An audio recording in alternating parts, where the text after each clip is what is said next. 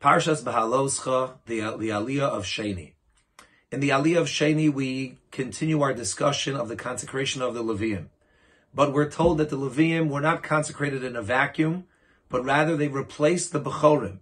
And as we know, the Torah tells us that after Makas Bechoros in Mitzrayim, when Hashem killed the firstborn of the Egyptian families, all of the firstborn of the Jews, every firstborn child of the Jewish people, was dedicated and consecrated to HaKadosh Baruch Hu, to Hashem. However, we know that because of their involvement in the Chet HaEgel, the Bechorim were not permitted to retain that level of dedication.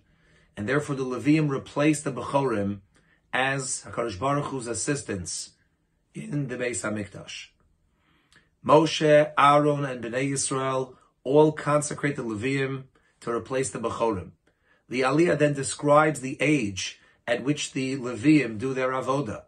The Leviim worked in the Bais HaMikdash, the Torah says, from the age of 25 to 50. In reality, the Mefarshim say that really the Leviim began their avodah at age 30. So what was the initial 5-year period of 25 to 30?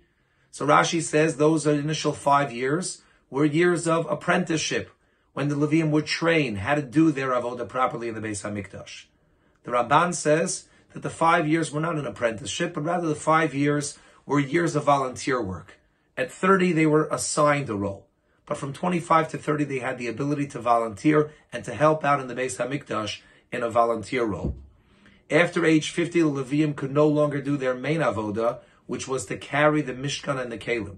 However, the Mefarshim tell us they were still permitted to do the other avodos, such as guarding the gates of the Mishkan. And according to some, they would still sing in the Mishkan. Although according to the Ramban, they stopped singing at age 50 as well. If you look at Pasuk Yud Tes is fascinating because in Pasuk Yud Tes, the words Bnei Yisrael appear 5 times. Vo'edna es haLeviim nesunim la'Aaron u'levanov mitoch Bnei Yisrael, says Hashem, I will give the Leviim to Aaron and his sons from Bnei Yisrael. La'avodah es havodas Bnei Yisrael, to serve the avodah of Bnei Yisrael.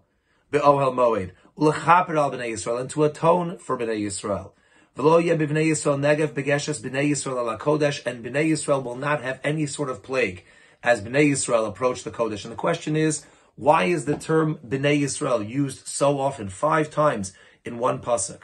Says Rashi, it's to allude to the love that HaKadosh Baruch Hu has for Bnei Yisrael, that just like Hashem loves the Torah, and just like the Torah, the 5 books of the Torah, the Chamisha Chumshei Torah, are so integral to who we are as a people, so too Hashem has an incredible love for the Jewish people, just like those 5 books of the Torah.